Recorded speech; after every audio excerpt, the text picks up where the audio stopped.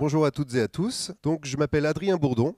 Je suis programmeur gameplay dans l'industrie depuis maintenant 7 ans et je suis responsable pédagogique délégué à la deuxième année de la section Game Design and Programming, section que je vais vous présenter afin que vous puissiez faire votre choix d'orientation de la manière la plus éclairée possible. Donc la formation Game Design and Programming, elle prépare un diplôme RNCP de niveau 7 de concepteur de jeux vidéo. C'est une formation en 5 ans, donc les étudiants sont des programmeurs gameplay. Et pour faire de la programmation gameplay, on a besoin de programmation et de game design. Donc c'est une formation de programmeurs fortement teintée de game design. Sur les ratios, on est à peu près 75% programmation et mathématiques et 25% game design, expérience utilisateur, level design, interface utilisateur, etc. Pour les grands axes de la formation, donc on a tout d'abord la conception, donc le design, la conception des mécaniques de jeu, le prototypage, et ensuite on a le gameplay qui va être mis en œuvre par la programmation, les réglages, les tests.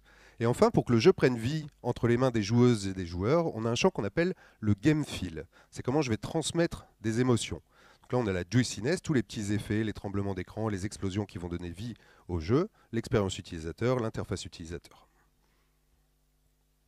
On va aborder plusieurs technologies pendant cette formation. Donc les deux gros poids lourds du marché qui sont Unity et Unreal Engine, c'est les deux gros moteurs leaders du marché. Mais on a aussi un jeune moteur, Godot, qui est le troisième du marché et qui est en train de monter tout doucement. On va développer sur une grande variété de plateformes, du navigateur au casque de réalité virtuelle, mais aussi en passant par les mobiles, le PC et les consoles. On est en lien d'ailleurs avec les constructeurs de consoles, ce qui nous permet d'avoir les kits de développement pour Nintendo Switch, pour PlayStation 5, etc. On a une pédagogie qui est vraiment basée sur les projets, ce qui nous permet d'aborder une grande variété de genres de jeux, de l'hyper-casual au AAA en passant par les jeux de type indépendant. Alors hyper-casual, c'est des petits jeux avec des petits gameplays très simples mais très addictifs. Si je dois donner un exemple du genre, c'est Candy Crush. Indépendant, on dit souvent indépendant par rapport à un éditeur, donc une meilleure liberté de création, que ce soit sur le gameplay, sur le côté artistique aussi. Et enfin, des jeux de genre AAA, donc des jeux à gros budget, avec un niveau de finition très professionnel. Quel métier prépare la formation? Alors si on devait vraiment mettre un métier sur la formation, c'est celui de gameplay programmeur, celui qui va venir programmer les mécaniques du jeu.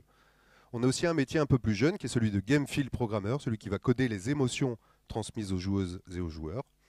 Et enfin des métiers plus techniques liés au moteur, donc développeur Godot en C#, le C# qui est un langage de programmation, Unity en C#, Unreal Engine en Blueprint et en C++, et enfin du C++ en dehors des moteurs.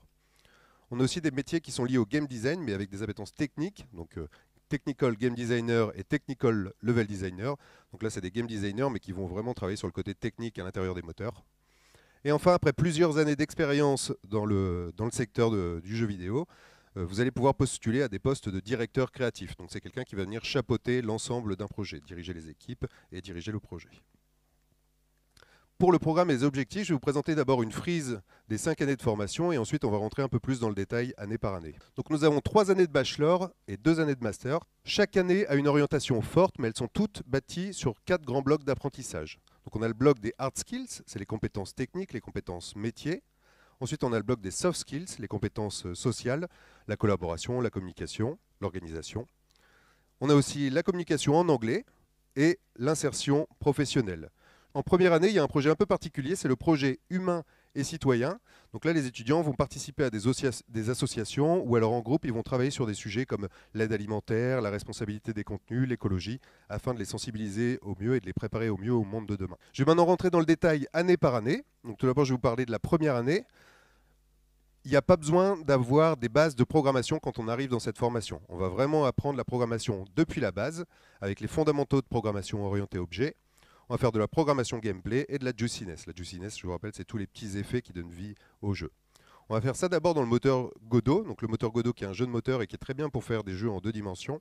Et donc on va travailler en C# avec les bases de programmation en C# et les mathématiques 2D. Pour ce qui est du game design, on va voir les bases du game design et du level design.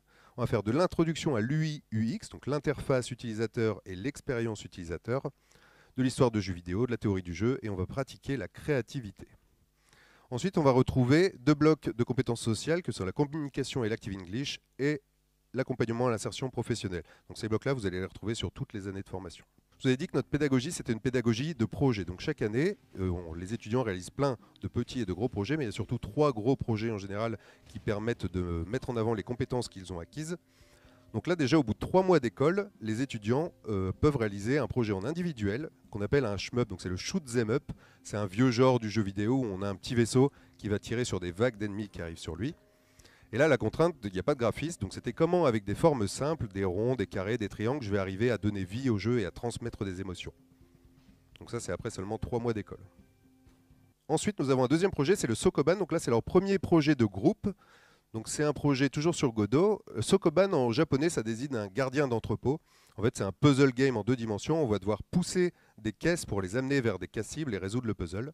Donc là, c'est un premier projet de groupe et les étudiants vont commencer à travailler sur la vue isométrique et aussi sur des algorithmes plus poussés comme l'algorithme de pathfinding. Donc comment d'un point A à un point B, j'arrive à trouver le plus court chemin. Ensuite, on a le projet One Button Game. Là, c'est le premier projet. Donc ils ont une contrainte, c'est de faire un jeu où il y a un seul bouton pour faire une action. C'est eux qui réfléchissent au concept du jeu qu'ils veulent. C'est encore en individuel.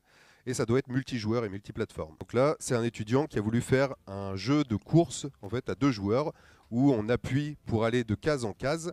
Et si on tombe sur une case qui va s'effondrer, on revient en arrière. Donc c'est une gestion de rythme. Je vous laisse regarder un petit peu. On voit bien les 2 joueurs qui avancent. Et on a les cases qui tremblent. Et s'il tombe sur la case qui tremble, il repart en arrière. Donc c'est lui qui a réfléchi à ce concept. Il y en a plein de différents lors de ces projets. Je vais maintenant vous parler de la 2e année, l'année de perfectionnement, l'année dont je suis en charge. Donc là, on va continuer à se perfectionner en programmation orientée objet. Et on va aborder aussi de nouveaux modèles de conception, de nouveaux modèles de programmation.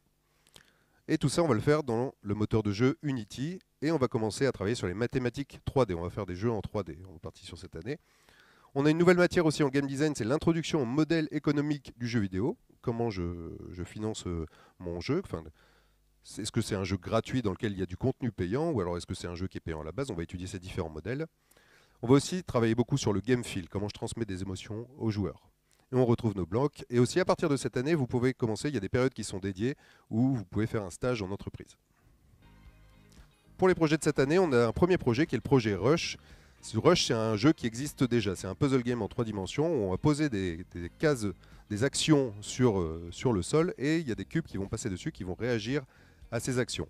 Donc le jeu existe déjà, donc le cahier des charges était imposé, et par contre les étudiants devaient apporter leur univers à ce projet. Donc là l'étudiant a voulu faire un jeu sur le thème disco, et donc on a les jeux qui réagissent vraiment au son, on n'entend pas ici, mais le son est vraiment lié au gameplay.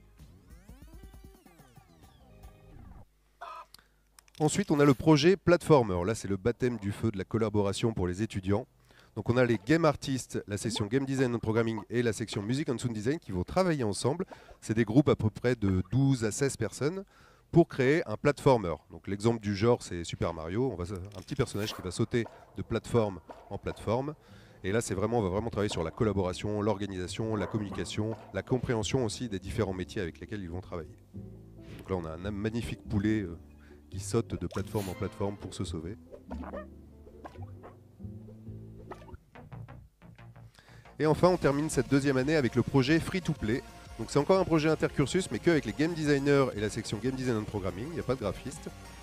Et là, ils vont devoir penser à un concept de jeu et mettre en œuvre ce qu'ils ont appris sur les modèles économiques du jeu vidéo. Donc ils vont devoir réaliser un jeu qui est gratuit, mais dans lequel il va y avoir du contenu payant.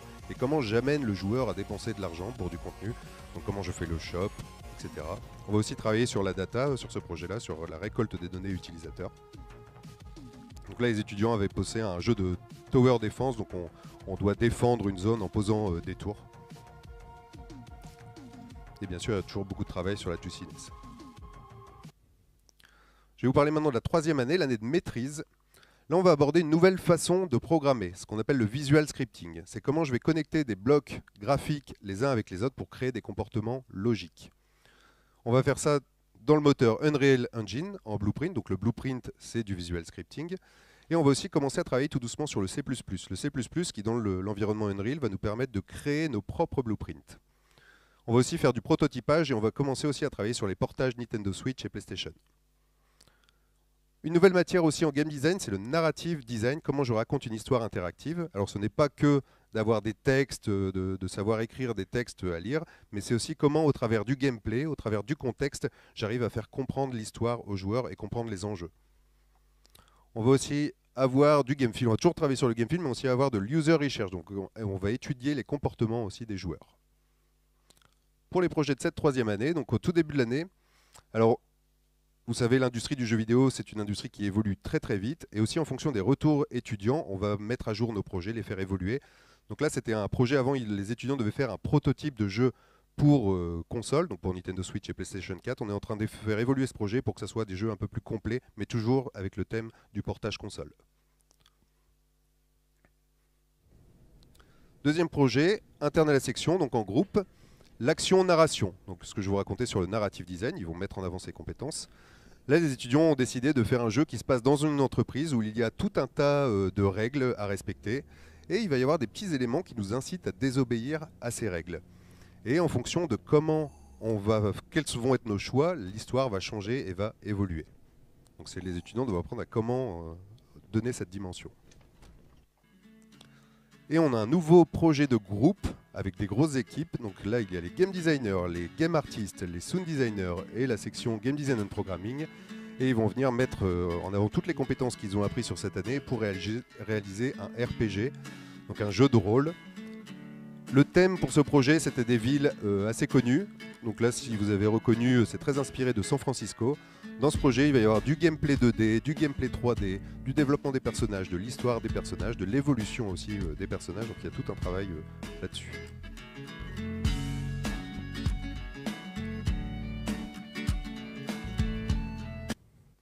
Je vais maintenant vous parler de la quatrième année, la première année de master, l'année de professionnalisation. Cette année, ça va être un peu particulier, car il y a à peu près la moitié du volume de l'année qui va être dédié à un projet, le projet de fin d'études. Donc les étudiants arrivent en début d'année et présentent des projets, des idées de jeux, des concepts de jeux, et ensuite ils vont créer leurs équipes et ils vont s'en lancer dans la production d'un jeu. Alors bien sûr, c'est très encadré par l'équipe pédagogique, avec des deadlines imposées, et on suit vraiment la production, mais ça les met en condition de l'industrie. À côté de ça, on va faire du perfectionnement en C++ et de la veille technologique. Et à partir de cette année, les étudiants peuvent aussi rentrer en tant que juniors dans les entreprises, donc jeunes professionnels, que ce soit en alternance ou avec des grands stages.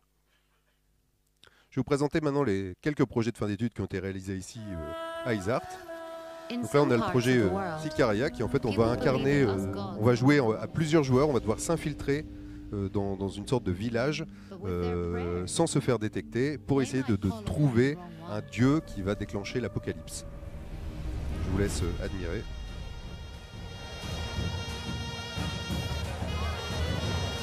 Welcome, gods. If you want to ascend as a superior god, you must eliminate the target.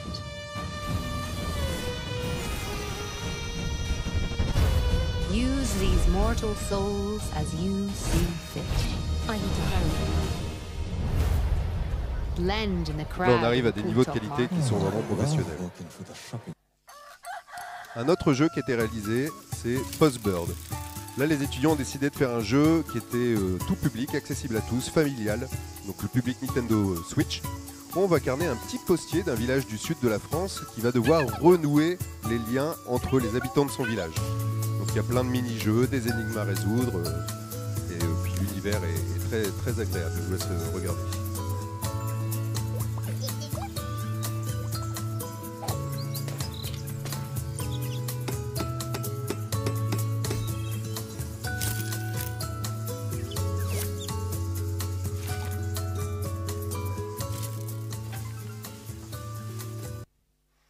Et enfin, la cinquième année, l'année de spécialisation. Donc là, les étudiants vont avoir un choix de spécialisation. Donc il y a le narrative design, data ou le tech art. Donc narrative design, je vous ai expliqué tout à l'heure comment je raconte une histoire interactive. La data, ça va être l'étude de données à grande échelle, donc la récolte et l'interprétation de ces données. Le tech art, c'est comment je vais programmer des effets visuels pour les jeux. À côté de ça, on va faire aussi du management et de l'entrepreneuriat. Donc les étudiants vont pouvoir commencer à travailler sur la création d'entreprises et on va aussi travailler sur tous les textes de loi qui encadrent ces entreprises et qui encadrent les salariés aussi. On va aussi aborder des notions de programmation et de prototypage avancées. On va faire du perfectionnement en C++, des nouveaux modèles de programmation encore comme la programmation orientée données et on va analyser des genres de gameplay et de level design approfondis. Quel profil on attend des candidats pour cette formation ? Alors tout d'abord de la curiosité et de la créativité, pour toujours créer des contenus plus originaux les uns que les autres. De l'ouverture d'esprit et de la bienveillance, très important pour la collaboration, pour l'échange et la communication avec les autres membres des équipes et des autres métiers. De l'humilité, on a toujours quelque chose à apprendre, il faut savoir recevoir les critiques et on n'a jamais forcément réponse à tout. C'est valable aussi pour l'équipe pédagogique. De l'engagement et de la logique. L'engagement, c'est une formation qui est quand même importante en termes de programmation. Il y a des notions profondes à acquérir. Et donc on attend à ce que les étudiants travaillent sérieusement là-dessus.